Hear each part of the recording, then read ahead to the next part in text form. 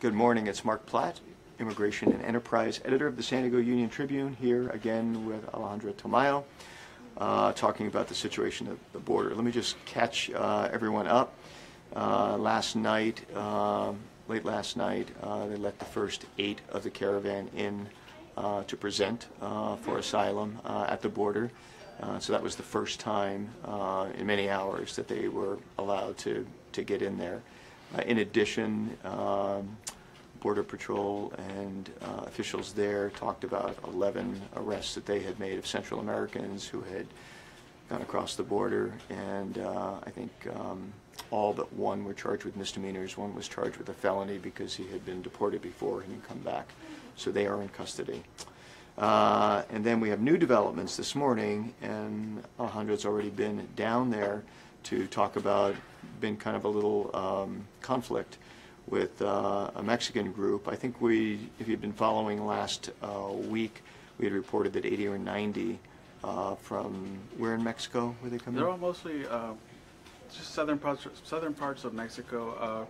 The families that I met this morning were from Michoacan, some from Veracruz, but yeah, they're all just out there. I mean, they've been there a little bit longer than the caravan. The caravan showed up, I believe, last night or I can't remember. Sunday.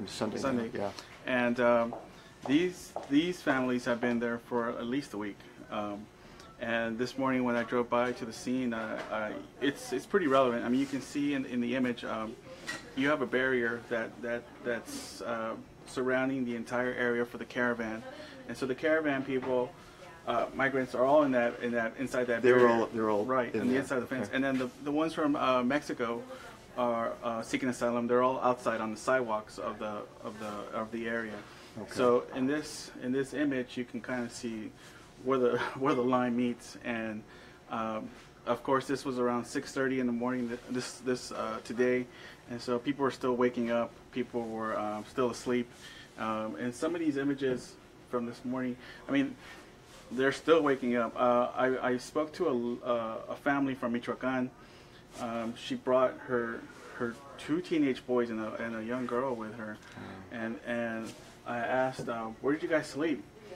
And she said, oh, right here. And she pointed to this tent, and I thought, oh, you slept in the tent, but no, it was actually on the ground, on the sidewalk. They slept on the ground, and it's been tough, especially last night we had a few sprinkles, so it was definitely cold and not the best conditions. So how many would you say are on this side, and how many are on this side? Just give us some perspective, if you would. On the sidewalk side, where the most of the Mexicans are, I would say, yeah, well, you're right with your numbers. About 60 or so Mexicans are there seeking asylum, and then the caravan side, it's a little bit larger. You got well over 100. They now have more tarps, more shades. I mean, more protection. They've had a lot of people and groups come in with donations, so I mean they're getting all kinds of help, and so it's been nice for the people at the caravan. I mean, I don't want to say nice as nice conditions, but it's definitely definitely getting a lot of help.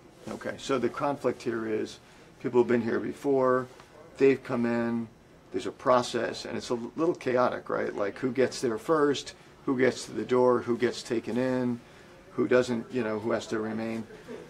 What is the sense that you get from the people that you talk to? Are they reacting like, hey, we were here, and a little bit? Is it kind of tense? Is it calm? Tell us what. It's a little bit of.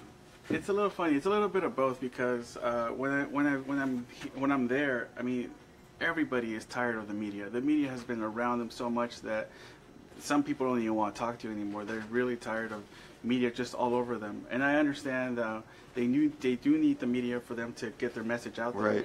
Right. But when I go to both sides, it's the same thing. I mean, the caravan side is they're just tired. Yeah. I mean, everybody's just tired. You're sleeping on the streets. You're practically homeless. You have all your belongings with you in bags, and that's it. That's your whole life. So for all these on both sides, I mean, I really feel for them, and right. I wish that they would get this problem resolved. Tell me about the facilities. Like, there are shelters nearby. Like, so these people are kind of out in the open, but there's there's other areas where they can go use bathroom facilities and all that. Can you describe that? For restrooms, that was the first thing that popped into my head. As soon as I arrived to the scene, I said to myself, "Where are these people going to go to the bathroom?" And there are no like porta potties nearby. There's nothing like that. I saw a gentleman with a box, and the box said collection for donations for money to pay for restrooms. So they're going to restrooms around the businesses. There's like a small mall next to this area, and it's an old mall, but there's some businesses there with some restrooms. So I mean that's where I'm assuming they're going, but I don't know. I mean, when I get there, it's just full of people, blankets and tents, and it just feels like a homeless camp, really. Right. It's just it's an unbelievable situation down there, and it's going to continue to go. I know there's a press conference today at 9:30 that we're at that. We'll be updating that soon. We know that at noon, the Indivisible group is going to come out with some donations, some blankets and food, I think, and other things to hand out to these people. When you're looking for things to photograph, what do you? These are really arresting photos. Can you kind of describe your thought process as you're going around and who you're looking for and you're stepping over people? What's going on? It really is. I am stepping over people. I make sure that when I see a mountain of blankets, it's not somebody underneath that, right. Because you'll see blankets around you and you're not sure if you're stepping over somebody or not. But when I'm looking for pictures, I just try to look for something that just catches my eye. I can't really tell you what it is, but just something that, I mean, in this one it was a young boy. Yeah, you go right to the face, right? And he was just staring at me, whereas the family didn't want me to take their picture. They're just waking. They're just waking up. Even her expression, it's like she wouldn't give me her full name. She just said I forgot. She just gave me her first name, and she just said, "I'm from Veracruz," and that's all she would give me. Right.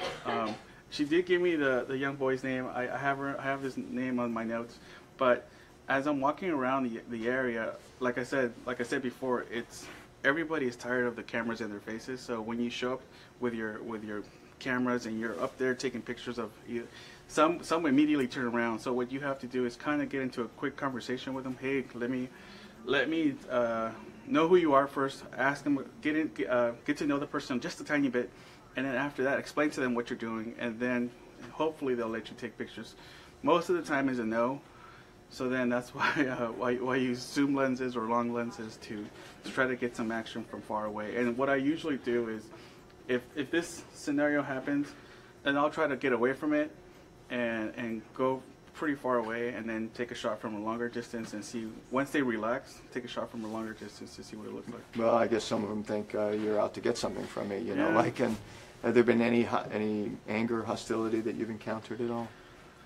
No, not with the group. I mean, the group is, like I said, they are tired, but they understand that they need the media at the same time. Right. And they know that the pictures are going to be telling their story. So exactly. Not with this. Okay. But it's been awesome covering these guys. Yeah, well, we'll hope, like you said, the situation gets resolved. It is ever changing. We will be updating all day on our website. We'll have more coverage in print of this man's wonderful photos, and Sandra's and Gustavo Salas is down there today. So we have a team down there, continue to report for you. So thanks for joining us, and you have a good day.